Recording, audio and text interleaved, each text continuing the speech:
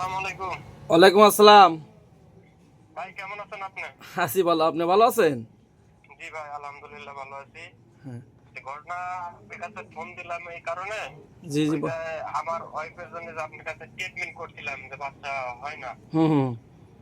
তা এখন তো ইনশাল্লাহ আপনি ট্রিটমেন্ট নেওয়ার পরে বাচ্চা পেটে আসছে। আচ্ছা আচ্ছা, আপনার প্রায় যাক আলহামদুলিল্লাহ। হ্যাঁ, তাহলে ভালো, সুখবর। হ্যাঁ আলহামদুলিল্লাহ। হ্যাঁ, আপনার বাচ্চার বয়স 2.5 মাসের মতো, মানে 2 মাস 20-25 দিনের মতো হয়। 20-25 দিন, হ্যাঁ। কিন্তু একটা সমস্যা কি, আমার বাড়িয়ালি তো মানে খাইতে পারতেছে না, তো বমন করতেছে, হুম। মানে সারাক্ষণে বমন করে, খাইতে পারে না।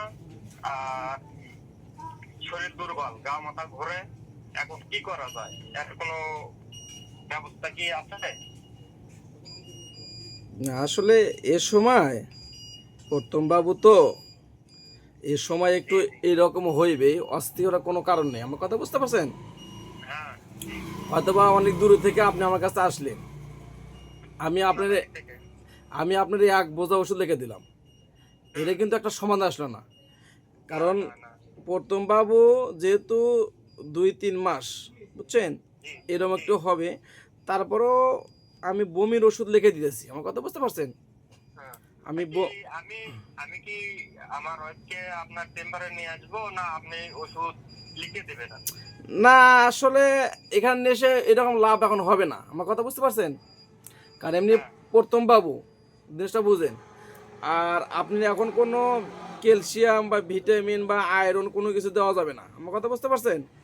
জি এখন শুধু আমি একটা গ্যাসের ওষুধ আর একটা বমির ওষুধ লিখে দিয়েছি। ইনশাল্লাহ বমি আর হবে না। আর আপনি এ করবেন, ওর স্যালাইনটা হুম জি। খাওয়াইবেন, কিন্তু ওর স্যালাইনে 1/2 কেজি পানি যেন কম না হয়। আবার আমার কথা বুঝছেন? কম খাইলে আবার হাফ করে কেজি পায়খানা পানি। টাইট হয়ে যাবে। হ্যাঁ, 1/2 কেজি পানি দিয়ে একটা গুলে যতক্ষণ খায়, সাথে সাথে আর আর ওই যে সাথে আর একটা হুম স্যালাইন লিখে দিতেছে। হ্যাঁ, এটা আবার জি 1 পা পানি। হ্যাঁ, ওটা এক পা দিনে 2বার খাইবো, ওটা লিখে দিতেছি। খাইলে পরে ওর মোটামুটি শরীর একটু ভালো থাকবো। তারপরে 3-4 সপ্তাহ গেলে জি। তারপরে নিয়ে আসবে না, নিলে পরে হ্যাঁ। একটা আলটা করাবো। নি কি অবস্থা আছে বাচ্চা অবস্থা, কই রে এখন বিলেট। ঘটনা হলো কি, শরীর যে দুর্বল, মাথা ঘুরে। না আর হুম। প্রায় 15 দিনের মতো অফিসে যায় না, ডিউটি যায় না। এখন এখন চাকরি আছে কিনা আছে এখন বলতে পারতেছি না। কিন্তু প্রথম বাচ্চার ক্ষেত্রে তো এরকম হয়েই থাকে। জি অফিসে চাকরি করে একটু মনে হয় বললে, যদি এইচআর কমপ্লেক্স ফ্যাক্টরি হয়, আমাকে তো বুঝতে পারছেন, চাকরি থাকবে, তারা জানে প্রথম বাবুর ক্ষেত্রে এরকম সমস্যা হয়েই থাকে। আর তারপর তো আপনার প্রেসক্রিপশন আছে না, এই প্রেসক্রিপশন সকর্ম অফিসে। তা করতে পারবেন, তা করতে পারবেন, তা করতে পারবেন। তাহলে আপনি কি করলে সুবিধা হয়, এটা আমার প্রেসক্রিপশন করে দেন, ওষুধ লিখে দেন, আমি ওই অনুযায়ী ওষুধ আচ্ছা, খাওয়াবো। আপনি হোয়াটসঅ্যাপ নাম্বারে প্রেসক্রিপশন জি করে জি দিতেছি। আপনি এই যে একটা গ্যাস ট্যাবলেট লিখলাম আর একটা বমির হুম ট্যাবলেট, হ্যাঁ, জি। এই দুইটা চলুক, 2-3 সপ্তাহ চলুক, হ্যাঁ। আর জি। যে একটা লেখা আছে বমি না হলে খাওয়ার দরকার নেই, লেগে দিতেছি।